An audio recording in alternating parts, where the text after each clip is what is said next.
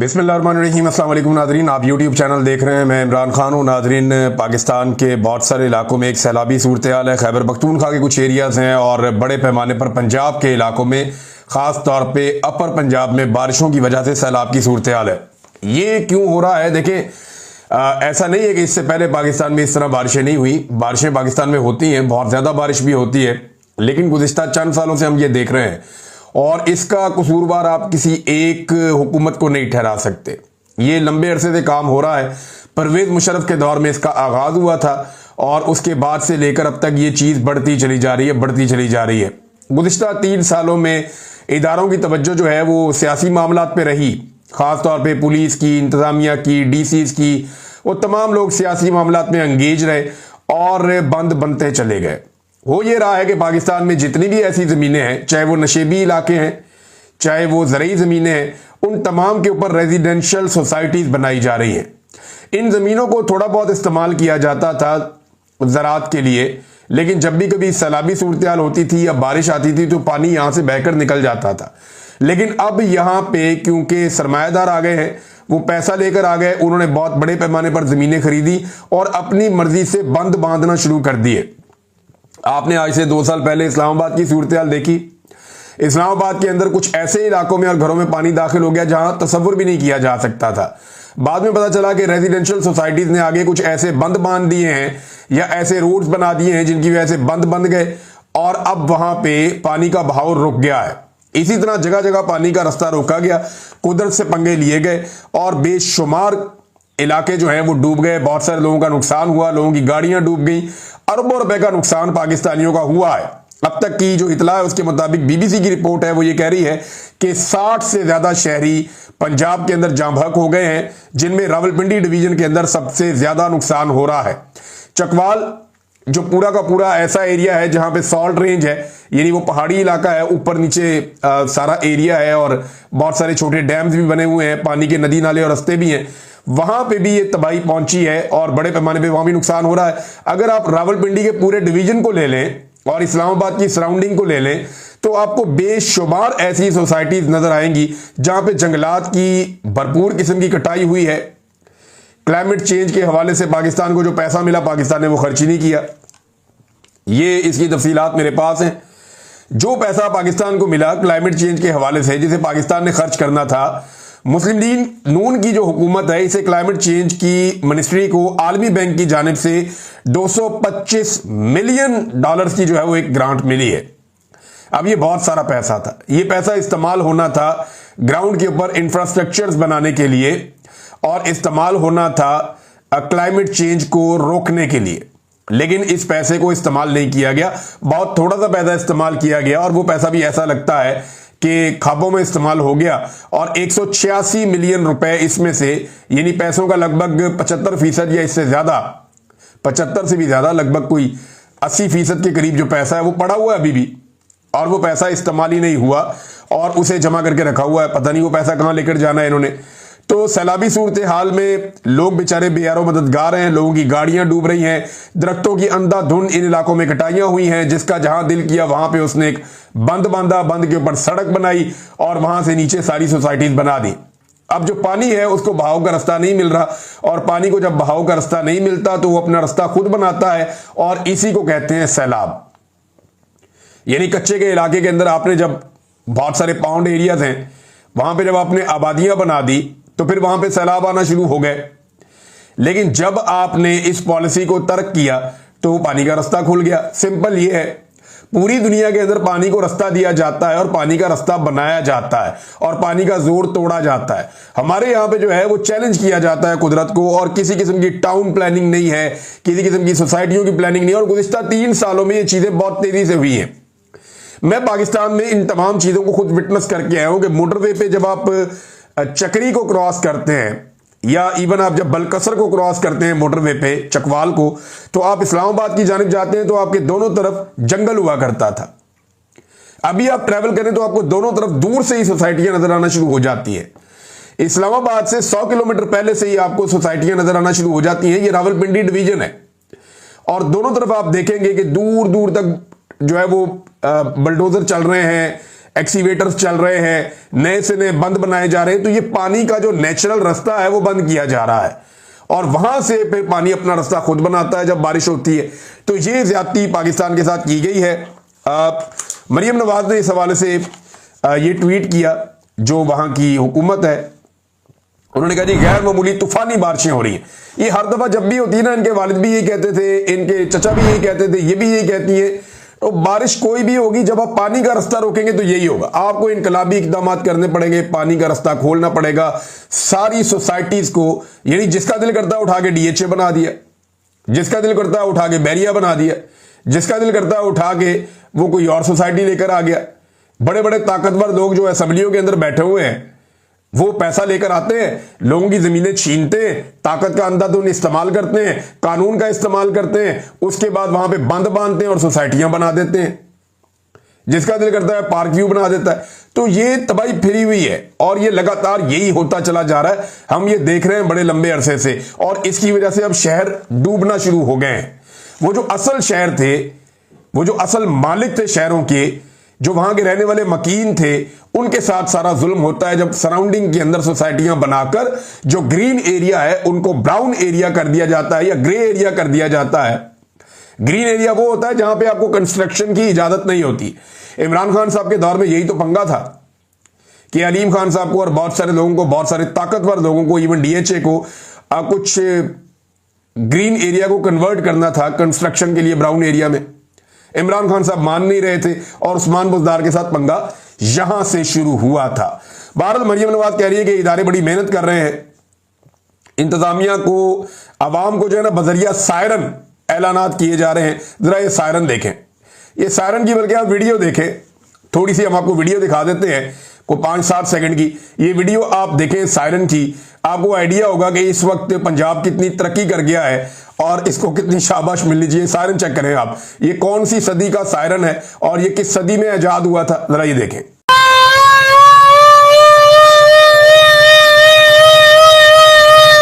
ये चेक करें, ये सायरन चल रहा है आजकल। हालात आप चेक करें, इस सायरन की आवाज जो है ये थोड़ा सा दूर नहीं जा रही होगी, तो लोग कैसे अलर्ट होंगे। ये वो सायरन है तब बजाया जाता था, बिल्कुल छोटा सा एक मोहल्ला होता था, एक छोटा सा इलाका होता था, मस्जिद में जाके स्पीकर के साथ रख के भी बजा देते थे कि बड़े स्पीकरों के अंदर हर तरफ आवाज चली जाएगी। ये इधर खाना पूरी कर रहे हैं इतना सा सायरन लेके, यानी जैसे मोटरसाइकिल का हॉर्न होता है इस तरह का, तो शायद बाद मोटरसाइकिलों पे भी इससे ज्यादा तगड़ा हॉर्न लगा हुआ होता है, बसों और वैगनों पे इससे तगड़ा हॉर्न लगा हुआ होता है। तो जनाब ये इस दौर में 2025 में ये पंजाब हुकूमत सायरन बजा रही है और ये खैबर पख्तूनख्वा हुकूमत के भी इकदाम को बड़े मिसाली नहीं है। उन्होंने भी जो सवात में उनका पोल खुला है, जो बेड़ा गर्क उन्होंने वहां पे किया हुआ है, पिछले कई सालों के अंदर वहां पे जिस तरह से पानी का रास्ता रोका गया, तजावजात बनाई गई, चाहे वो फजल रहमान का दौर था, चाहे उसके बाद एएनपी का दौर था, उसके बाद पीटीआई का तीसरा दौर है, और अभी तक दरिया के ऊपर तजावजात बनती चली जा रही हैं, बनती चली जा रही हैं, बनती चली जा रही। ये पहले रोकते नहीं और बाद में तबाही हो जाती है। आप किसी भी नई सैरगाह पे चली जाए तो लोग अपनी मर्जी से जिसका जो दिल करता है, जहां पे दिल करता है दुकान डाल देता है, रोकने वाला ही कोई नहीं। और ये मैं खैबर पख्तूनख्वा की आपको बात बता रहा हूं, आज भी ये हो रहा है। ऐसा नहीं है कि पिछली हुकूमतें जिम्मेदार थी, पीटीआई के दौर में भी ये हुआ है। तो ये सब इसके लिए रिस्पॉन्सिबल है, सारे जिम्मेदार हैं। हम बगैर प्लानिंग के अपने शहरों को, अपनी सैरगाहों को, अपने इलाकों को डेवलप होने देते हैं और इसके लिए सबसे बड़े जिम्मेदार उस इलाके के जो एडमिनिस्ट्रेशन है वो होती है। डीसी रिस्पॉन्सिबल है, कमिश्नर रिस्पॉन्सिबल है, उनके नीचे जितना अमला है वो जिम्मेदार है। तो जब आप इन सारे लोगों को सियासत पे लगा देंगे, जब इन सारे लोगों को इस काम पे लगा देंगे कि एक पॉलिटिकल पार्टी को कुचलना है या इसको मारो, वो मेरा दुश्मन है, इसको ये करो, मेरे दुश्मनों को फंसाओ, जब आपको इनको इस काम में लगा देंगे, ये काम बड़ा आसान है, तो ये अपना असली काम करना छोड़ देते हैं। मोहसिन नकवी साहब के कारनामे चेक करें, उनका कोई तारुफ नहीं है सवाए इसके कि वो आर्मी चीफ के अजीज हैं, कोई तारुफ नहीं है सवाए इसके कि आर्मी चीफ के साथ उनका बहुत अच्छा ताल्लुक है और आर्मी चीफ से उनकी बड़ी कुर्बत है और इसी की वजह से उनको सारे अहम ओहदे मिल जाते हैं। जितने प्रोजेक्ट मोहसिन नकवी ने बनाए, चाहे वो स्टेडियम बनाया हो, चाहे कोई और प्रोजेक्ट बनाया हो, चाहे सड़कें बनाई हो, चाहे अंडरपास, वो सारे के सारे बैठ गए। जो जो काम मोहसिन नकवी ने किया है ना, वहां पे मोहसिन नकवी को नाकामी हुई है। ये नाकामी की एक दास्तान है। मोहसिन नकवी साहब जो हैं, और एक मुकम्मल फेलियर है मोहसिन नकवी। यानी इनके बाद लोग इनको बिल्कुल याद नहीं रखेंगे, इसलिए कोई यादगार चीज ही नहीं इन्होंने छोड़नी। जो ये बनाते हैं वो बैठ जाती है। अभी इस्लामाबाद के अंदर दोबारा सड़कें बैठ गई हैं, हालात ये हैं। तो जनाब मोहसिन नकवी साहब का फेलियर एक के बाद एक सामने आ रहा है, लेकिन क्योंकि इनकी रिश्तेदारी है आर्मी चीफ से, तो इनकी बाजें लगी हुई हैं, ना कोई इन्हें रोक सकता है, ना कोई इन्हें मना कर सकता है। और आप अंदाजा करें कि कैसी ढिठाई है पाकिस्तान के अंदर कि सबको नजर आ रहा है, सबको पता है, ना हुकूमत बोल सकती है, ना अपोजिशन बोल सकती है, ना अपोजिशन की जरूरत है कि इसके मंसूबों के ऊपर तनकीद कर सके या कह सके कि ये बंदा तबाही फेर रहा है, ना हुकूमत की जरूरत है। भाई अपोजिशन कम से कम ये तो कर सकती है कि भाई पीसीबी को तो वजारत दाखिला से अलग करो। जब से ये बंदा आया पाकिस्तान में दहशतगर्दी बढ़ गई है, जब से ये बंदा आया पाकिस्तान में दहशतगर्दी ने तबाही फेर दी है। ना ये दहशतगर्दी कंट्रोल कर पा रहा है, ना ये क्रिकेट को ठीक कर पा रहा है। वहां पे क्रिकेट के अंदर इसने ऐसा कंट्रोल कर दिया, उठा के एक नमूने को वहां पे पीसीबी के अंदर लगा दिया। वो क्या होता है जो सहाफियों को कंट्रोल करने वाली एक मशीन लेकर आके बैठा दी वहां पे। और वो बंदा जो है वो कैसा बेहुदा आदमी है, इससे पहले उस बंदे को एक और ओहदा भी दिया हुआ था। अब चले छोड़े, इससे आगे बढ़ते हैं। थोड़ा सा और कुछ खबरें मेरे पास नाज़रीन, वो बहुत इंपॉर्टेंट है। एक तो नाज़रीन पहले मैं जरा डॉन अखबार को थोड़ा पूछ लूँ ना, उनकी तो क्लास लेनी बनती है, इसलिए कि कायदे-ए-आज़म मोहम्मद अली जिन्ना ने इसकी तारीफ की थी। डॉन अखबार की इंतजामिया को शर्म आनी चाहिए कि यार आप लोग भी एस्टेब्लिशमेंट के जूते साफ करने में इतना आगे निकल गए हैं।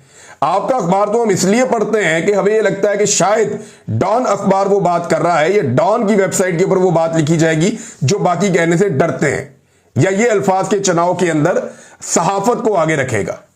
डॉन का काम चेक करें आप, ये देखें ये खबर।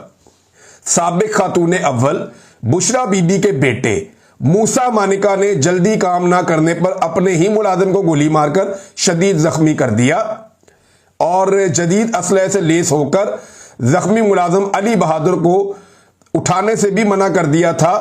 वाकई की इतला मिलते ही डीपीओ पाकपतन जावेद चद्दड़ जाए वकुआ पर पहुंचे और फायरिंग के वाकये में मुलव्विस मुलजिम मूसा मानिका को गिरफ्तार कर दिया।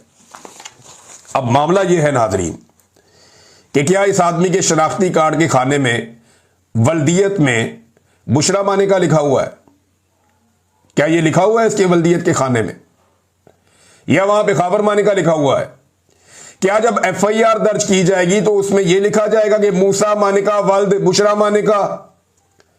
वहां लिखा जाएगा मूसा मानिका वल्द खाबर मानिका। लेकिन लाकर यहां पे जोड़ना है, मां का नाम कभी ना स्कूल में दाखिले में लगता है, ना एफआईआर में लगता है, ना लाइसेंस में लगता है, ना आईडी कार्ड में लगता है, लेकिन डॉन की खबर में लगता है। वो इसलिए कि आज उसकी मां जो है वो रियासत उसके खिलाफ हुई है।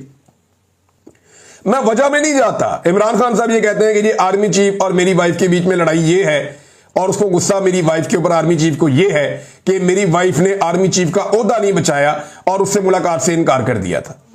वो तो ये कहते हैं। लेकिन क्योंकि आज निजाम जो है या एस्टेब्लिशमेंट जो है उसने फैसला किया हुआ है कि इस औरत को हमने दीवार के साथ लगाना है, तो इस औरत का नाम लेंगे, जिस आदमी ने गोली चलाई उसके बाप का नाम साथ नहीं लगाएंगे। हालांकि वो भी काफी मकबूल आदमी है, इद्दत के केस में उसने बड़ी शोहरत हासिल की। पाकिस्तान के सारे टीवी चैनल्स पे बराह रास्त वो चलता था, रोजाना टॉक शोज में उसको बिठाया जाता था इद्दत वाला केस उछालने के लिए। तो डॉन अखबार को शर्म आनी चाहिए। और मैं आपको एक चीज और बताऊं, ये बंदा गिरफ्तार पता कब होना चाहिए था खाबर मानिका को और इनको? मैंने बड़ा रोला डाला था उस दौर में भी, जब इमरान खान साहब वजीर आजम थे और ये खाबर मानिका अन्य फायरिंगें कर रहा था वहां पे अपने बेटे की शादी पे इंजॉय कर रहा था। उस वक्त इसको नकेल डालनी चाहिए थी। उस वक्त पुलिस इनकी गुलाम बनी हुई थी। उस्मान बुज़दार साहब को मैंने कहा तो उन्होंने जनाब जवाब देने से इनकार कर दिया। डीपीओ को फोन किया, उसने कहा जी हमारे तो भाई हाथ से बाहर, हम नहीं कुछ कर सकते। उस वक्त इनको जूते मार के गिरफ्तार करके लेकर जाना चाहिए था, जब उस्मान बुज़दार की पंजाब में और इमरान खान की वफाक में हुकूमत थी। तो आज ये गोली ना चला रहा होता। ये भी एक सच हकीकत है, ये भी तस्लीम करनी पड़ेगी। लेकिन आज जो डॉन ने 2 नंबरी की है, इसीलिए पाकिस्तान का जो रवायती मीडिया है वो अपनी साख खोता जा रहा है। सियासत.pk ने भी ये खबर दी है, देखें कैसे दी है, ये मैं आपको भी पढ़ के सुना देता हूं। जिस तरह सियासत.pk ने दी है तो ये इन लोगों की हैसियत भी बढ़ेगी, इन लोगों की क्रेडिबिलिटी भी बढ़ेगी, और लोग इन चैनल्स को फिर ज्यादा पसंद भी करेंगे और ज्यादा देखेंगे भी, क्योंकि लोगों को ये नजर आता है कि ये वो 2 नंबरी नहीं कर रहे जो आप लोग कर रहे हैं। स्पेशली डॉन को मैं ये कहूंगा अब सियासत.pk ने खबर दी कि पाकपतन खावर मानिका के बेटे मूसा मानिका की फायरिंग से मुलाजिम जख्मी, पुलिस ने खावर मानिका के बेटे को गिरफ्तार कर लिया। वाकया खावर मानिका के डेरे पर पेश आया। यह है नाज़रीन खबर देने का तरीका। भाई वालिद का नाम आएगा ना, मां का नाम थोड़ी आएगा। जब खबर चलानी थी तब तुम लोगों ने चलाई नहीं। जब ये फायरिंग कर रहा था तब तो आप लोग सब भाग गए थे। जब इन लोगों की शादियों के ऊपर फायरिंग हो रही थी, इंजॉयमेंट हो रही थी और ये पकड़े नहीं जा रहे थे, मैं खबर दे रहा था और कोई खबर नहीं दे रहा था। कोई बात करने के लिए उस वक्त तैयार नहीं था। तो ये ज्यादती ना करें, इससे मीडिया की क्रेडिबिलिटी जो है वो खत्म हो जाती है। मरियम नवाज ने एक स्टेटमेंट दिया नाज़रीन, ये जरा स्टेटमेंट आप चेक करें। और ये स्टेटमेंट उन्होंने दिया इंसाफ के आलमी दिन के हवाले से। जहां इंसाफ का चिराग बुझ जाए वहां जुल्म की तारीकी पूरे मुआशरे को निगल लेती है। इंसाफ के बगैर किसी कौम की तकदीर रोशन नहीं होती। ये मरियम नवाज ने यौम इंसाफ पे प्रोग्राम दिया, ये पैगाम दिया आलमी यौम इंसाफ पे। इनका है इंसाफ के साथ कोई ताल्लुक? मरियम नवाज का इस वक्त का पूरा वजूद ना इंसाफी पर मबनी है। इनके पूरे खानदान का वजूद ना इंसाफी पर मबनी है। जाली हुकूमत के अंदर आके ये बैठे हैं ना इंसाफी करने के बाद। इनका मैंडेट ही जाली है, मैंडेट में इन्होंने ना इंसाफी की है। नवाज शरीफ को मिले एयरपोर्ट में तो वो इंसाफ है, आम आदमी को कोई इंसाफ नहीं। 200 से ज्यादा मुकदमा साबिक वज़ीर आज़म पे हो गए, उसको जेल में डाला हुआ है। इनके सारे केसेस माफ हो गए, इनको इंसाफ मिल गया। हालांकि आज तक इन्होंने अपनी मनी ट्रेल नहीं दी। 20,000 से ज्यादा बंदा इन्होंने जेलों में डाल दिया। इससे बड़ा कोई इंसाफ होगा? फार्म 47 के ऊपर जाली हुकूमत। अभी जो 20 बच्चे फौत हो गए पाकपतन में अस्पताल में, वो इंतजामिया ने पता नहीं कैसे दबाव डाला, क्या किया, वो अभी उन्होंने पेश कर दिया। ये डॉक्यूमेंट है मेरे पास, ये देखिए आप, ये आपको नजर आ जाएगा। ये पाकपतन में 20 बच्चों की हलाकत का वाकया। मुल्जिमान और मुकदमा मुद्दई में सुलह हो गई। फरीकैन के दरमियान सुलहनामा की तहरीर भी मंजर-ए-आम पर आ गई और सुलह के बाद एडिशनल सेशन जज ने मुल्जिमान की जमानतें मंजूर कर ली। ये हो रहा है जी इंसाफ। और एक इन्होंने रखी हुई है अपने साथ खातून, वो हिना परवेज भट्ट साहबा। खुदा का वास्ता उन्हें मना करे, कोई उन्हें रोको, कोई तो उन्हें रोक ले। जो उनके करीब कोई है वो उन्हें समझा दे कि हमने जाके अल्लाह को भी जवाब देना है। वो जिस खातून के साथ ज्यादती होती है वो कैमरा लेके उसके घर पहुंच जाती है। और भाई ये केसेस बड़े हसास होते हैं, अब सारी जिंदगी उस खानदान की तबाह कर देते हैं। थोड़े से पैसों देने के चक्कर में आप उनके घर पहुंच जाते हैं कि जनाब मैं वज़ीर आला की हिदायत पे उनके घर पहुंच गई और कैमरे लेकर पहुंच गई। वो बच्ची का चेहरा भी दिखा दिया, उसके खानदान वाले भी दिखा दिए, उसके घर का एड्रेस भी बता दिया, सारी दुनिया में मशहूरी कर दी कि जनाब इनके साथ ये वाकया पेश आया। और जिनके साथ ये वाकया होता है वो बड़ी खामोशी के साथ FIA को या पुलिस को जाकर बताते हैं। वो बड़ी खामोशी के साथ जाकर कानून नाफिज करने वाले इदारों को बताते हैं और कानून नाफिज करने वाले इदारे भी खामोशी के साथ ऐसे केसेस को डील करते हैं ताकि रोला ना पड़े, जहां ये वाकया हुआ उससे बाहर खबर ना जाए। लेकिन ये खातून ढोल लेकर पहुंच जाती है उनके घर में अपनी मशहूरी के चक्कर में। तो ये नाजरीन इंसाफ ये लोग ऐसे कर रहे हैं। यास्मीन राशिद के साथ ये इंसाफ कर रहे हैं। खवातीन की बड़ी तादाद इन्होंने जेलों में डाली हुई है, ये इंसाफ करेंगे। इंसाफ का नाम इनके मुंह से अच्छा नहीं लगता। और अंदाजा करें जिस वक्त पूरा पंजाब इस वक्त डूब रहा है, हालात ये हैं, तो जिस आदमी के दिल में सबसे ज्यादा दर्द है ना नवाज शरीफ, वो 17 गाड़ियों का काफिला लेकर इंजॉय करने के लिए मरी की पहाड़ियों पे चढ़ गए। जैसे ही थोड़ी बारिश हो, मौसम अच्छा हो, मियां साहब हमेशा पहुंच जाते हैं मौसम एंजॉय करने के लिए मरी में, क्योंकि वहां मजा आता है। तो मियां साहब की जनाब गाड़ियों की जो लाइन है वो गिनी जा रही थी, तो सिर्फ MNA है नवाज शरीफ, MNA के अलावा कुछ नहीं है। लेकिन इसके बावजूद जब उनका काफिला चढ़ रहा था मरी की पहाड़ियों पे, तो लगभग 17 गाड़ियां थी। और दूसरी तरफ जो बलोच आए हुए हैं एहतजाज करने के लिए कि जबरी तौर पे हमारे प्यारों को लापता किया हुआ वो हमें वापस दे दो, उन्हें डंडे मारे जा रहे हैं, उन्हें परेशान किया जा रहा है, उनके ऊपर पिछली दफा पानी फेंका गया, इस मरतबा बारिश हो रही है, उनको बारिश में डुबोया जा रहा है। और जब आप ऐसे जुल्म करेंगे अपने शहरियों से तो कुदरत भी ऐसे ही इंतकाम लेगी। वो तंबू लगाना चाहते हैं, सिर्फ वहां पे खैमा में लगाने दो, हम बारिश में भीग रहे हैं, छोटी बच्चियां हैं, बच्चे हैं। यार अपने बारे में सोच लें, आपके अपने बच्चे अगर पानी के अंदर ऐसे भीग रहे हो खड़े होकर, तो आप तो छतरी लेकर फटाफट पहुंच जाएंगे। आप तो 5 मिनट उन्हें पानी में गीला नहीं होने देंगे। वो बच्चे बेचारे कल से आए हुए हैं, उनकी माएँ आई हुई हैं, बहनें आई हुई हैं, बुजुर्ग आए हुए हैं, वो वहां पे खड़े हुए हैं उस पार्क के अंदर के, जनाब हम एहतजाज करना चाहते हैं, हम सिर्फ अपना आईनी हक इस्तेमाल कर रहे हैं कि जबरी तौर पे जिन लोगों को लापता किया वो लोग हमें वापस कर दें, कानून के मुताबिक कार्रवाई कर लें। और साथ में वो ये कह रहे हैं कि जो ज्यादती आप लोग कर रहे हैं, जिस पे एमनेस्टी इंटरनेशनल भी पूरी दुनिया आवाज उठा रही है, मारंग बलोच और दीगर 6 लोग जिन्हें गैर कानूनी तौर पर हिरासत में रखा हुआ है रियासत ने, और पिछले 4 महीने से उनकी कोई किसी किस्म की कानूनी सुनवाई नहीं हो रही, उनके साथ जुल्म हो रहा है, उन लोगों को भी रिहा करें। ये लोग ये एहतजाज करने के लिए इस्लामाबाद पहुंचे और इनके साथ कैसा जबर हो रहा है। वहां पे मुनीज़े जहांगीर भी आज गई, उन्होंने भी जाकर कहा, और पुलिस वाले कह रहे हैं जी आपकी वीडियो बन गई, अब आप यहां से चले जाएं, हम जाने हमारा काम जाने। कैसी बेहिसी है। मैं इन पुलिस वालों से पूछता हूं, अगर आपके बच्चे ऐसे बारिश के अंदर खड़े हो तो आपको कितना बुरा लगेगा। देखिए, अगर किसी ने जुर्म किया है, अगर किसी ने दहशतगर्दी की है या कोई दहशतगर्दी में मुलव्वस है, तो उसको सबूतों समेत अदालत में पेश करें, उसको मौका दें, वो अपनी बात करे, और आपके पास मौका है, आप अपने कानून के मुताबिक केस करें। सजा देनी है तो दे लें, आप अदालतें सजा दें ना। आप कैसे किसी की जिंदगी के मालिक बन सकते हैं कि आपकी अदालत का एक दिन का आपका तजर्बा नहीं है, आप उठा के बंदे को जबरी तौर पे लापता कर देते हैं, बाज़-औक़ात लोगों की लाशें मिल जाती हैं। ये नहीं हो सकता। इसके खिलाफ वो लोग आए, उनके साथ ज्यादती हो रही है। वो एक बच्ची बेचारी छोटी सी, वो खड़ी वहां पे बात कर रही है, ईमान मजारी साहबा ने उसकी ऑडियो लगाई है, मैंने सुनी है, मुझे बड़ी तकलीफ हुई। ये आप सुने वो बच्ची क्या कह रही है।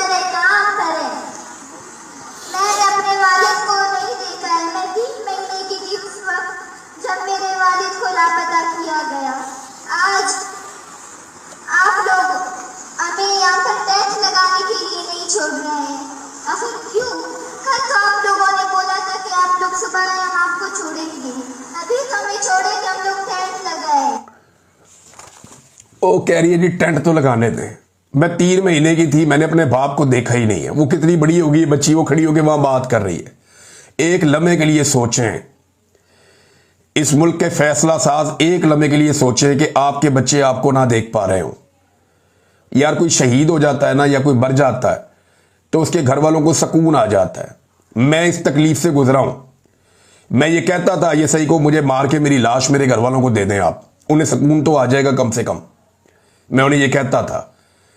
ये इन्होंने देखा ही नहीं अपने प्यारों को। इनको एक उम्मीद है कि आज वो आ जाएगा, सारी जिंदगी इनकी नजरें दरवाजे के ऊपर लग गई है। कोई मर जाए, शहीद हो जाए, कुछ हो जाए, जाँ बहक हो जाए, वो जब लाश मिल जाती है तो एक दिन आता है घर वालों को सब्र आ जाता है। ये एक लगातार अजियत है जो आप दे रहे हैं लोगों को। आपको अंदाजा ही नहीं है कि आपकी कैसी पकड़ होगी क़यामत वाले दिन, आप सोच नहीं सकते। नाज़रीन, एक और खबर भी पाकिस्तान के मीडिया में चली कि डोनाल्ड ट्रंप शायद पाकिस्तान आ रहा है, और ये 18 तारीख भी दी गई। तो डोनाल्ड ट्रंप पाकिस्तान आ सकता है, कोई बड़ी बात नहीं है। लेकिन अभी जो खबर की तरदीद आई वो ये है कि बरतानिया आ रहा है। वो 17 से 19 तारीख तक वो यहाँ पे रहेगा बरतानिया में। पाकिस्तान वो नहीं आ रहा, और 18 तारीख को तो बिल्कुल नहीं आ रहा। लेकिन ये पता चला है कि ट्रंप ने एक इंडिया का कोई दौरा करना है, और जब वो इंडिया का दौरा करेगा तो लाजमी बात है चंद घंटे पाकिस्तान में भी आएगा, क्योंकि वो बैलेंस करना चाहेगा। पाकिस्तान भी इस रीजन का एक अहम मुल्क है, और पाकिस्तान की अहमियत से इनकार नहीं किया जा सकता। माजी में भी ऐसा हुआ है, जब भी कभी अमेरिकन प्रेसिडेंट आते हैं इंडिया में तो वो अक्सर कभी पाकिस्तान का दौरा भी छोटा सा कर लेते हैं, कभी नहीं भी करते। तो अभी अगर ट्रंप आता है इंडिया के दौरे पर, तो वो पाकिस्तान का दौरा भी चंद घंटों के लिए कर सकता है, या हो सकता है कि वो दौरा थोड़ा लंबा भी हो जाए। लेकिन इससे क्या होगा, डोनाल्ड ट्रंप आपसे और मांगेगा, आपको डोनाल्ड ट्रंप को और देना पड़ेगा, क्योंकि अब्राहम अकॉर्ड जो है वो उनकी एक शर्त है, और उसके ऊपर मुबैना तौर पे पाकिस्तान की जानिब से गारंटी करवा दी गई है कि बेफिक्र रहे, हम इस